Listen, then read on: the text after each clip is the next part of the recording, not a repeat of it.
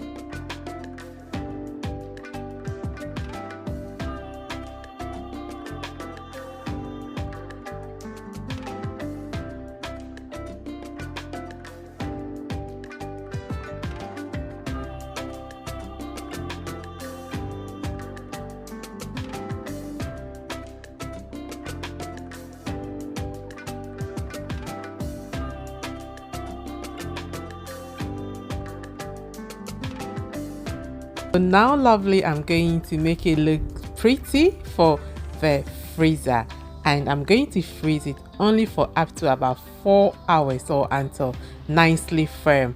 Do not over freeze this or it will become too icy. You know we want it creamy. Yes, so now say hello to this delicious, creamy and easy ice cream without any whipping cream. Look, it is so creamy indeed.